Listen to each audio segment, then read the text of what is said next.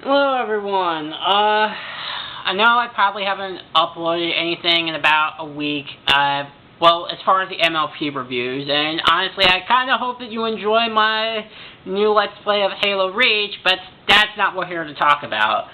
I just figured that after the last episode I reviewed, I just kind of figured that I might as well review an episode that kind of...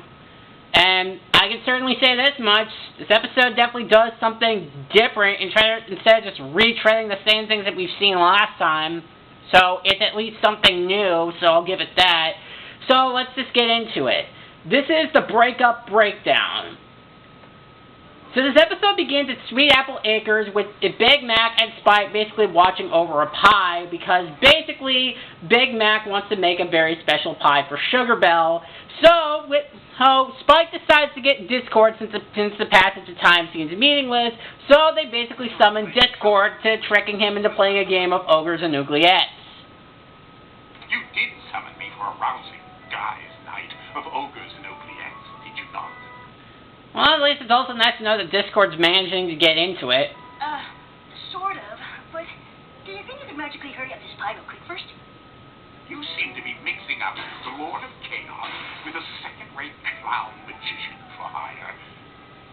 Wait! This needs to go in the mail today, or it'll never get to Sugar Belle in time for Hearts and Hooves Day. Please, can't you see that holiday is a commercialized ruse pushed on you by the greeting card industry? I definitely do like Discord in this episode because I think, obviously, if you know me, I think I've made it very clear that I am not the biggest fan of Valentine's Day. Maybe that's just because that I'm 26 years old and I'm still painfully single and am just old and just basically seeing Valentine's Day and love being shoved in my face when I don't have a significant other. It feels like my soul is dying inside me. Maybe if I do start dating somebody or somebody that I can find, it might be a different story. But like as it stands right now, the holiday just sucks. So I really like how Discord basically calls out on this Valentine's Day nonsense. So essentially, Discord does end up hurrying up the pie, and after the theme, we do see the details that basically Big Mac went through to try to make for Sugar Belle. Palatable. Well, pies really are Sugar Belle's thing, but I think that makes it all the more special. It shows you're interested in what she cares about. Yep. And she's planning a big romantic Hearts and Hooves dinner. It was my idea to make the invitation inside. Happy Hearts and Hooves Day, Sugar Belle. Meet me in my barn at sunset for a surprise. Pretty clever, huh? It's definitely very impressive to see how much Big Mac is willing to go through for Sugar Belle. So, like I said, these two are just adorable, and I do love it. Yep. Oh.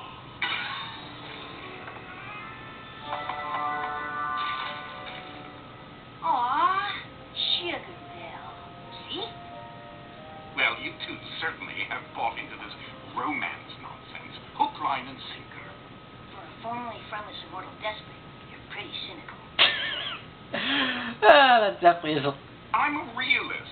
I think that's probably the argument that all cynics say when they're basically saying that they're more of a realist. And honestly, I do kind of fall into that trope as well. And love, like all things warm and fuzzy, isn't real. Aw, come on. You act tough, but deep down you're a softie.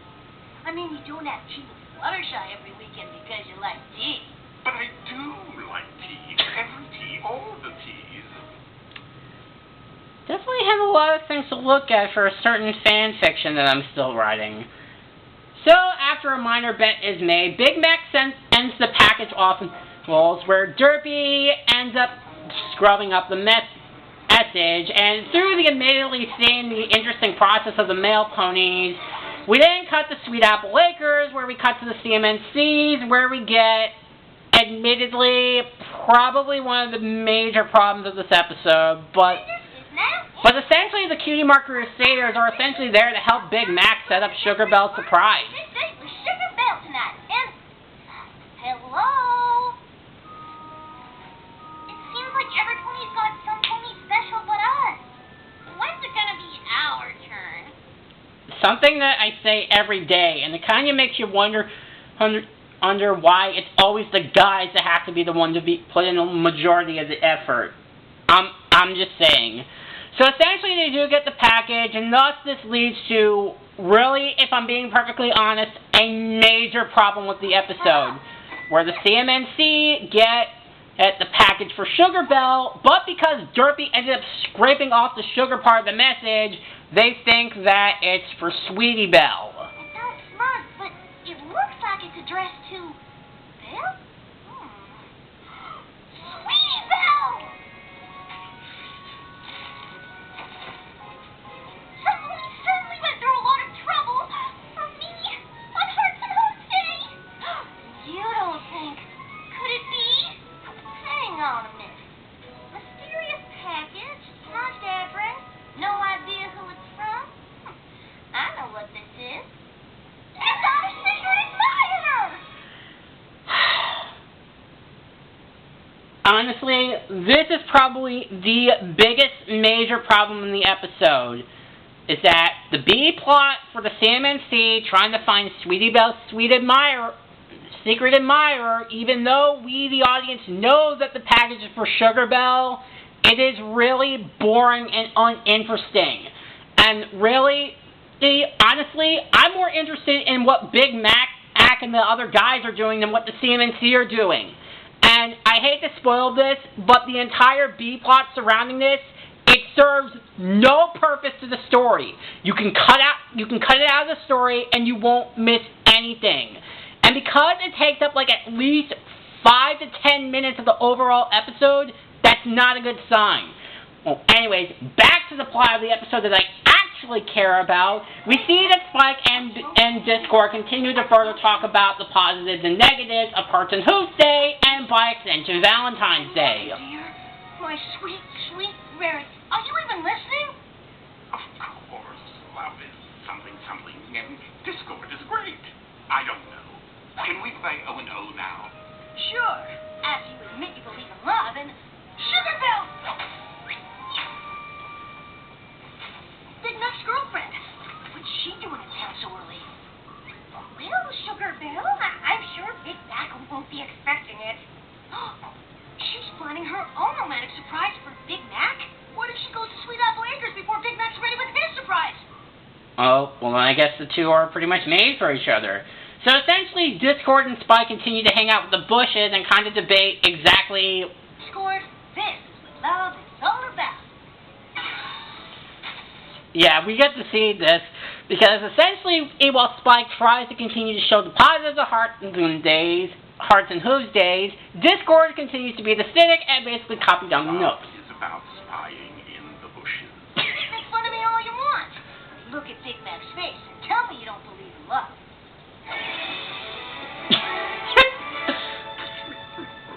I hope he'll be okay without me. So then Big Mac ends up jumping in the bushes, and then we get, I think, probably what we know is going to happen in the episode, where Big Mac overhears a conversation between Sweetie Belle and Mrs. Cake, and he's under the impression that Sweetie Belle's going to break up with him, and this ends up causing his heart to shatter into a million pieces. You're right. She did surprise him. And thus, after the commercial break, Big Mac doesn't take it well. Okay, things seem bad. Maybe they're really not. Maybe we're finished was about the day. Ponies say that, right? Like, hey, remember yesterday? That's finished, because it's today. Spike, I think that is a very flail argument and for that type of talk. Maybe not that. Oh, I know. Or maybe Sugar Belle has a wacky cousin who's never been on his own, and she has to leave him in charge of the shop while she apprentices with Mrs. Cake, who does that like 2 days a week. No, 3. That's why she won't need you to come to her village anymore, because she'll already be here. Save that scene for later, because it's going to be pretty interesting. But essentially, Spike can't really come up with a good argument, and Big Mac gets incredibly depressed about the whole thing. Seriously, why did I even try? She thought I was making fun of her. Oh, I hate seeing you like this, Big Mac. And over a girl, no less. I'm calling an emergency guys' night right now to cheer you up. I think it's probably what a lot of guys would probably need after a breakup. They just need just an all guys night when they're trying to go through a painful breakup. I wonder why they don't do that nowadays. Now, Discord basically decides to set up a guys night for Big Mac, but Big Mac is still all caught up and basically still can't stop thinking about Sugar Belle. I'm not like you, Discord. We can't put on a front and pretend not to love. It's impossible. Lesson 2. Plenty of ponies in the pasture, right, Big Mac? I know just the gal to make you forget all about Sugar Belle. You said her name. I think Discord's like, this is going to be a long day. Okay, we finished. Oh, god damn it. Okay, so now, like I said, we then basically cut to the cutie mark Crusaders trying to find Sweetie Belle's secret admirer. I mean, it's not long. I think the whole process, essentially takes up like about 5 minutes. But literally, the whole thing is pointless. You can cut it out of the story and we'll literally miss nothing. Ugh. It's an annoying cliche. And I know that it's a kid's show, and I know... But I think we would have figured it out by now, and I think this is something that I think would have been cut from the episode. We don't need all this extra filler, and we could be focusing on the plot that we actually matter. So then we cut to the Ogres and Oubliettes world, where basically Discord tries to set up a Big Mac act with a paper cutout skeleton pony. So McBiggins meets Skelenor. She's a level 18 bone warrior in Squizzard's mage army, but only to pay off skeleton student loan debt. Get to know each other, why don't you? Luckily for me, I don't have to pay student loans because of the pandemic and because of my disability. I didn't have to pay to pay off my student debt. Suck on that. Wow, you're really going all out to cheer up Big Mac. I'm impressed.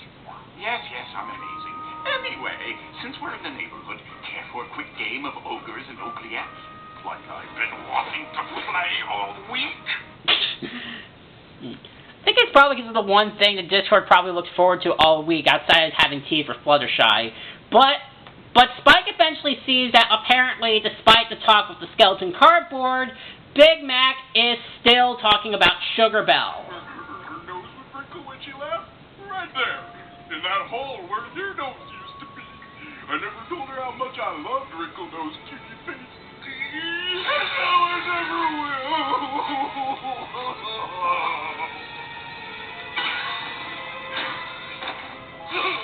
Okay, I think we've had enough of Billy's Master of Chaos remedies for a broken heart. You know what I do when I have a problem too big to solve? I hide from it. When she can't find you, she'll realize how much she misses you.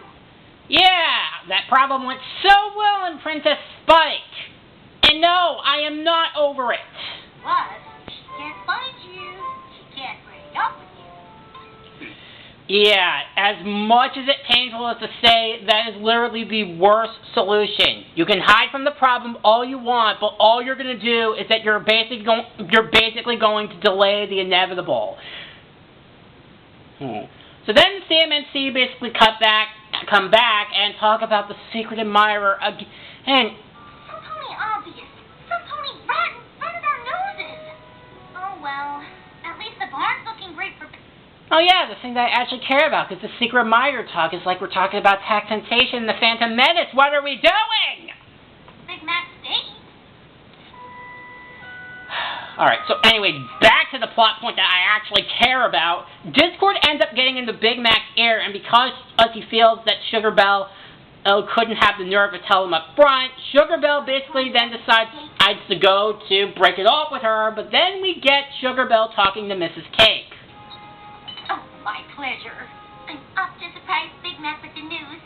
Imagine the look on his face when I tell him we need to talk. Oh, dear me, no. I told you, don't say it that way, or he'll think you're breaking up with him. Yeah, so basically this episode is kind of gets the moral of what happens. I think this episode's probably more for more of the adult bronies. Because essentially, this episode basically revolves around moral, it revolves around communication, and that you can't just assume something is happening and just assume one thing without confronting another. And also, having to address in the manner of basically not making assumptions. which is essentially what ends up happening, because when Big Mac hosts the Sugar Cube Corner to talk about it, he ends up tells Sugar Belle that they're through, and Sugar Belle is basically just as heartbroken as Big Mac. And of course, also, I think the Lyra and Bonbon ship, I think, has been confirmed, but I think all this lovey-dovey, which if Big Mac now single again, doesn't really help matter.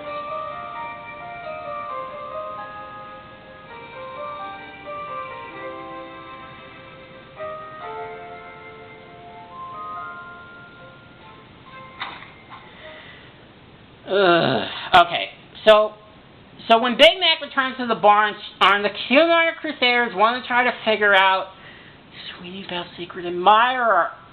Nobody cares about the secret admirer! Dude, how long have you been not hiding? Oh, I should probably have said something. Y'all should go. Are you... Big Mac, what's going on? Where's Sugar Belle? Just go. But we worked so hard on this chart. I think we've almost cracked it. Nobody cares about the secret admirer! Talk about snips and snails and how they're doing their lives. We'll care a little. Not right now. But I can't stand having a secret admirer who's too scared to tell me who he is. Maybe he doesn't like talking. But that doesn't make any sense. Like I said, I understand that it's a kid's show, but it's like literally, you could cut this whole thing out of the episode and literally miss nothing.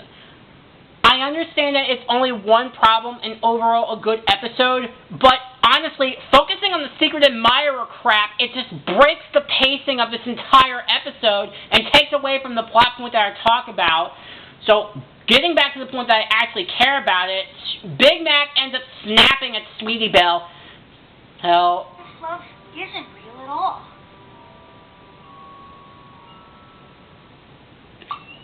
but Discord ends up getting an idea. I'm sorry, Sweetie Belle. I'm just mad and I'm taking it out on you. That's okay. I bet it felt good to get it out, though. Actually, it did. Telling you how I felt just then. I gotta go. Big Mac, where are you going? I gotta talk to Sugar Belle. Discord, you gotta use your magic and...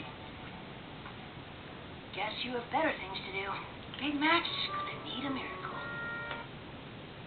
So essentially, Sugar Belle, I'm assuming, heads back to Starlight's village, but the cart on a wheel ends up breaking for no reason, and Big Mac ends up coming back, and he ends up explaining the situation to Sugar I Belle. don't like to say much, but I'm gonna say something now.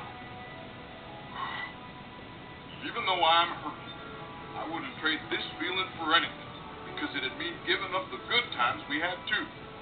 I only broke up with you because you were going to break up with me. I respect your decision. You should know, you'll always be in my heart. I didn't want to break up with you. But you said you don't need me to visit anymore. You said I'm going to be on my own. I heard you said we're finished when I was hiding in the bushes. That sounds worse than it is. Oh, Big Mac, I was talking about my cousins.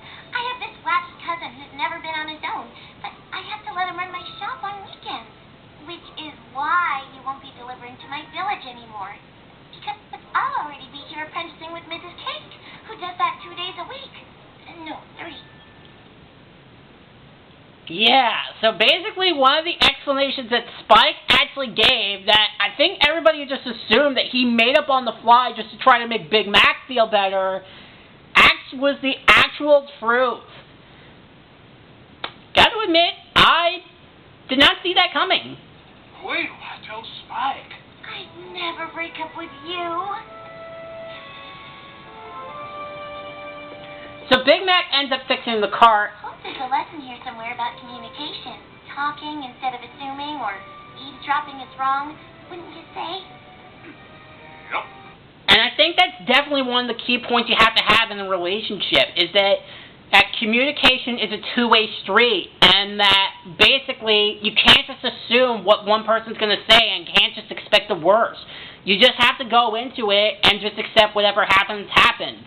Even if what ends up happening, I believe about 80% of the time is gonna hurt.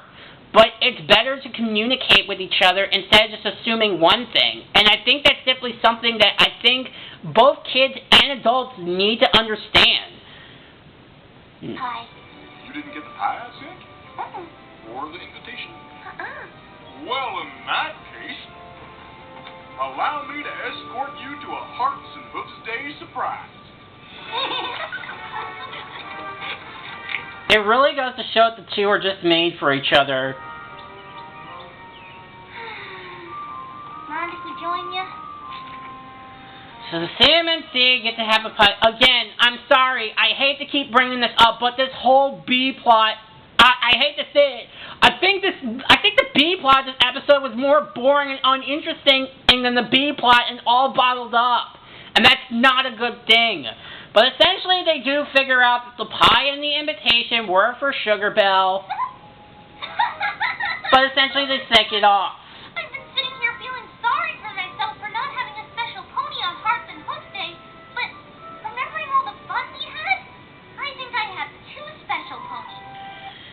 And yes, and while I guess in retrospective, I know that this B plot is essentially would be for all the bronies who are still single like myself, and that even if you don't have a significant other, being around your friends can be just as good.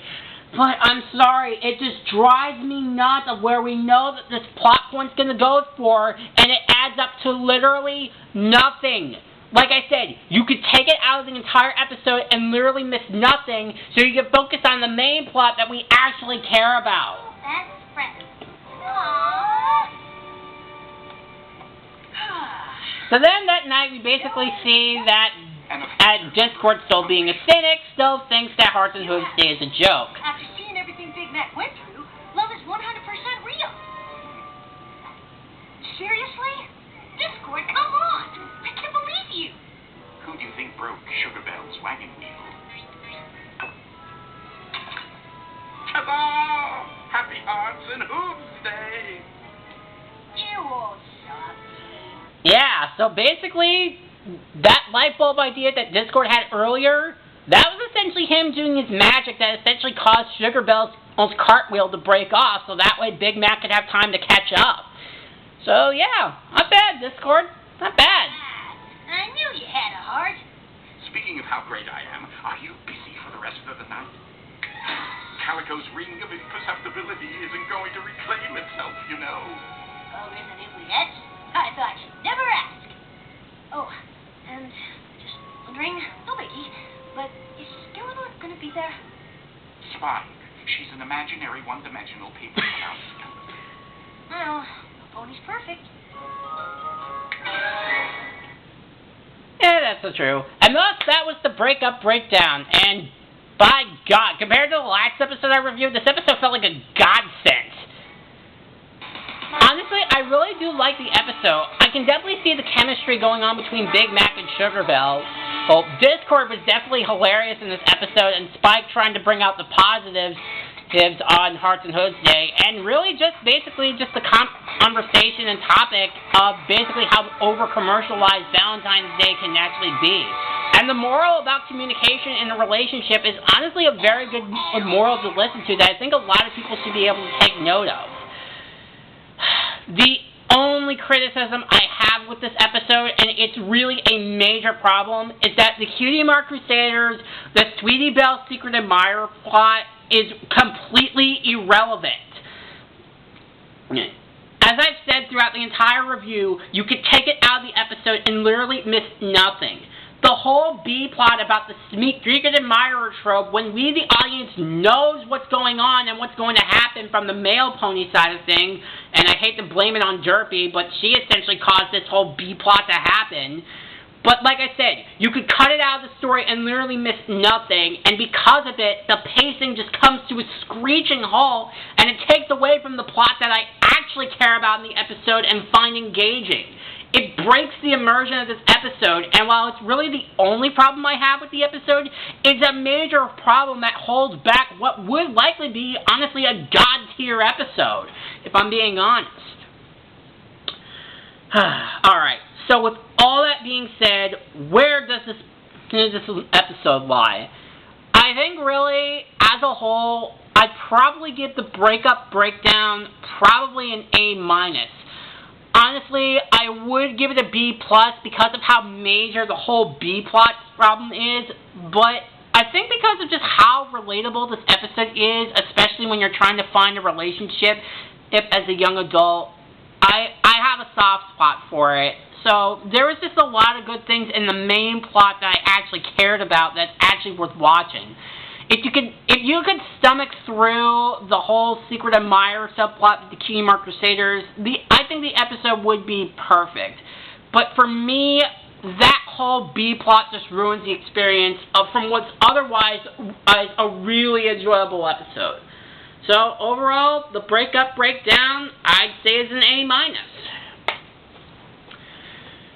Alright, it was nice to get back into the saddle on this one, and hopefully now I can come up with something else.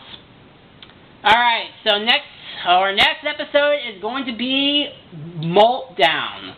I'll see you guys next time. Bye.